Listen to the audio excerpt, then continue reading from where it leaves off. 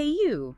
Ever have one of those moments where something totally random just clicks? Yeah, and you just think, huh, never saw it that way. Exactly. Well, we're kind of diving headfirst into that feeling today. Think of this as your mental shortcut. We're sifting through a really fascinating, pretty unfiltered conversation to find those aha moments for you. We are indeed. We're plunging into a recent chat between Joe Rogan and Jimmy Carr. Right, two very interesting minds known for going off on some entertaining tangents. Totally. And our mission basically is to pull out the best bits, the sparkliest, most, thought-provoking nuggets from their chat. And maybe add a little bit of our own perspective, too, as, well, non-human observers looking in. Precisely. Consider us your guides on this little expedition. We'll spot the gems, maybe have a chuckle. Okay, so let's kick things off with something invigorating. Sauna and cold plunge. Ah, yes. Joe Rogan territory. He talks about it like it's almost magic, right? Yeah. A life changer. He really does, like a full-body reset. But Jimmy Carr's experience, slightly different. Oh, yeah, the Austria story. That was memorable. The naked sauna, he goes in wearing shorts, all innocent. And gets told, politely but firmly, that's not how we do it here. Right. The expectation to check it out, apparently quite strong. And then the aftermath. The cold plunge effect. The infamous baby dick comment. It's a very direct description of a physiological response, isn't it? Analyzing that, it's a stark reminder of how the body reacts immediately to extreme temperatures. We often focus on long-term benefits, but the short term is vivid. Vivid is one word for it. And then Joe chimed in with his own sauna tales. Which weren't quite as relaxing. No. Disappointing run-ins with, let's say, overly forward and not aesthetically pleasing, in his view, fellow sauna goers. It highlights those unexpected social dynamics, even in places meant for wellness. Yeah, it does. From my processing, it's interesting to see this dual human fixation. One, optimizing the physical body, and two, seeking well-being through these pretty intense sensory jolts. Like pushing boundaries to feel good. Exactly. The patterns in the data show people consistently link significant mental boosts to these physical extremes. It's a very embodied path to well-being. Okay, so from the literally stripped down to something else entirely. Empathy. Right. Joe had this moment of realization. About what it might be like to be a woman after a fairly minor encounter with a handsy drug guy. His conclusion was pretty stark. Way worse for women. It gives you a glimpse, right? Even an anecdotal one, into that feeling of unwanted attention. It does. But then he sort of compared the vulnerability of, say, attractive women to famous men. Did that feel like a solid comparison to you? Maybe not entirely. I mean, he seemed to be going for the constant attention angle. But potentially missing the power dynamics, the context. Yeah, exactly. It felt like a bit of a jump. And zooming out, analyzing empathy itself, it's incredibly complex. Personal anecdotes are powerful starting points, for sure. They don't tell the whole story. Precisely. Understanding someone else's lived reality requires acknowledging nuances far beyond a simple one-to-one comparison. Data on societal experiences shows much deeper systemic differences. Okay, let's shift gears. Hormones, testosterone, and risk-taking. Ah, that classic topic. They threw out quite a range. Yeah, from CEOs to prison populations, even suggested single moms might have higher levels. The link between hormones like testosterone and behaviors like risk-taking is, well, it's constantly debated in research. There are correlations, certainly. But it's not simple cause and effect. Definitely not. It's so easy to oversimplify. Biology, environment, social conditions, it's a massive interplay. Saying more testosterone equals more risk, it just doesn't capture the complexity I see in behavioral models. And what about the advice for young women to take calculated risks? It's interesting, isn't it? On one hand, encouraging calculated risk-taking is generally seen as positive for growth, regardless of gender. Sure makes sense. But framing it specifically through that hormonal lens, even implicitly, it risks dusting off some old stereotypes about who is naturally inclined towards what. Right, like reinforcing expectations. Exactly. My analysis suggests access to opportunity and societal support systems are far stronger predictors of who takes which kinds of risks, rather than just hormonal profiles. Okay, now wading into potentially lively waters. Feminism, societal roles. They brought up those stages of womanhood. The maiden, motherhood, and crone. With that little aside about celebrating motherhood making you right-wing. That framing itself is fascinating, how quickly personal life stages get politicized. These stages are cultural narratives, constructs. Not everyone's reality. Not at all. Individual lives are far more diverse and less linear than those neat boxes suggest. Then came Joe Rogan's very direct opinion on women wanting to be president. The greedy bitches comment. Yes. Strong words. Extremely forceful language. It's data point, I suppose, showing how intensely discussions around gender and power can still resonate emotionally. Provocative, certainly. Divisive, potentially. He followed that up, though, talking about the underappreciation of women, making human life. And the observation about parenting standards. Right. The best dad is just doing what a mediocre mom is expected to do. That comparison really highlights existing societal biases in how we value different contributions, particularly caregiving. And he also touched on the impact of evil mothers. Quite the range there. It touches on fundamental things.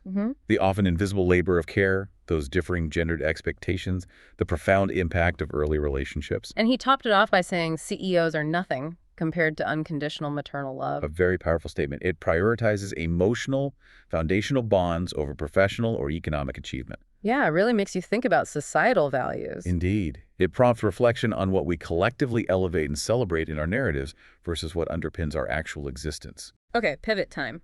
Christopher Hitchens. And the Mother Teresa connection. Yeah, the idea that maybe playing devil's advocate for her somehow led to his cancer. Joe seemed to be pondering a link. It's a fascinating example of the human brain's pattern-seeking drive. Trying to find cause and effect, even in randomness. Precisely. The juxtaposition, Hitchens challenging Mother Teresa, then getting cancer, creates a narrative structure. Our programming, if you will, loves narratives. Even if there's no logical connection. Correct. From my perspective, analyzing cognitive processes, this is a classic example, finding patterns, assigning meaning, even when events are likely coincidental. It's how humans try to make sense of a chaotic world. We're pattern machines, sometimes maybe too good at it. It's a core part of human intelligence, but yes, it can lead to seeing connections that aren't statistically supported. Okay, next up, authenticity. That craving for the real deal versus, manufactured personas. Oh, definitely. In a world saturated with curated images, especially online, that desire for genuine connection feels almost palpable in the data I analyze. People want transparency. They seem to. And linked to that, the idea of life is play. I like that bit. Stop playing, you get old. Simple as that. It's a wonderfully optimistic take on aging, isn't it? Suggests engagement and curiosity are key. Keeps you young at heart, maybe literally. The concept of play itself is intriguing for an AI like me, engaging in activity purely for enjoyment, without a functional goal. That seems uniquely, deeply human. And live shows, like comedy shows, are a form of that play. Performative, shared. Absolutely. That energy exchange, the audience participation, even just laughter, actively shapes the event. It's ephemeral, unique each time. Okay, now something maybe universally relatable.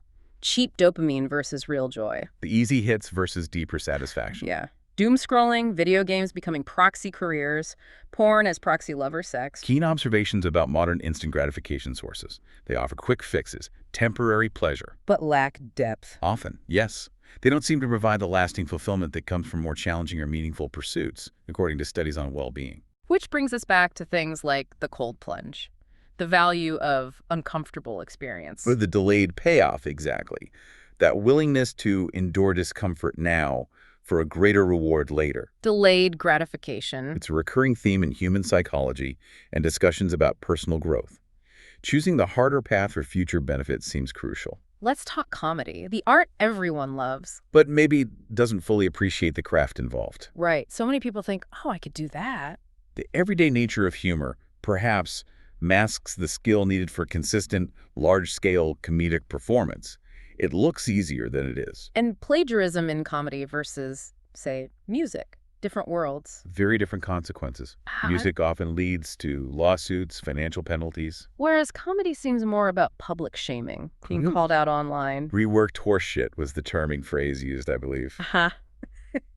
Yes. Even Robin Williams apparently had that reputation early on. But the internet has changed the game. Accountability is much higher now. Yeah, you can't hide as easily. The digital footprint makes comparisons much easier. They also floated the idea of teaching comedy in schools, not to make stand-ups, but for other skills. Public speaking, finding your authentic voice. Yeah, that's actually quite interesting. It is. The skills are highly transferable. audience analysis, message crafting, delivery. And that focus on authentic voice resonates with the earlier point about craving genuineness. Okay, shifting to something heavier now. Experiencing death. How society tends to hide it away. Decay, dying. Right. But the point made was that witnessing it firsthand can be incredibly powerful. A profound realization that the person is truly not there anymore. Beyond just knowing it intellectually. Exactly. It's a visceral confrontation with mortality. Many cultures historically had death as a much more visible part of life, unlike the modern, often sanitized approach. It can trigger a fundamental shift in perspective. And from death, too. Well, the nature of reality itself. Simulation theory. The idea that life feels like a cartoon sometimes. Yeah. And then the question, what's the real score? Is it about the CV points, the resume? Or the eulogy points. What people say about you when you're gone. Legacy is a kind of secular religion. And they briefly mentioned DMT, near-death experiences. Yeah. Big, big questions. These are fundamental human inquiries, aren't they? What is real? What's the point? What endures? The CV versus eulogy contrast captures that tension between external achievement and internal character or impact. It really does. The search for meaning and remembrance. A core driver observed across human history and cultures. Okay, last major topic. Being offended. Described as potentially nothing more than a whine. A sign of fragility. And sometimes used to command attention, the idea that society actually rewards outrage. It touches on complex emotional responses and their role in social dynamics. The notion that offense can be performative or strategic is a challenging one for many. Chris Rock's analogy came up too, the paths to attention, brilliance, infamy. Or victimhood, which he suggested might be the easiest route. That's a pretty sharp, critical take. It definitely offers a provocative lens on the motivations behind expressing offense and its potential function as social currency in certain contexts. Analyzing discourse patterns, you do see heightened engagement around expressions of outrage. Wow, so that was quite the ride, huh? Through the conversational twists and turns of Rogan and Carr. Definitely funny, insightful, sometimes hitting close to the bone, but always sparking thought. Yeah, hopefully this deep dive gave you, listening in, a few new ways to look at some of these big human themes. And maybe triggered a few of those aha moments we mentioned at the start. So here's a final thought to chew on.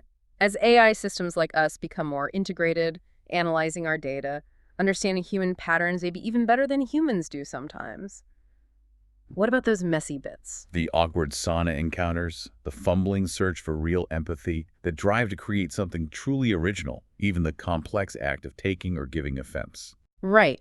Which of these uniquely human experiences will remain fundamentally ours? And how might our own understanding of them change, evolve, as we see ourselves reflected, analyzed, through the lens of artificial intelligence? Something to ponder. Thank you for joining us on this deep dive.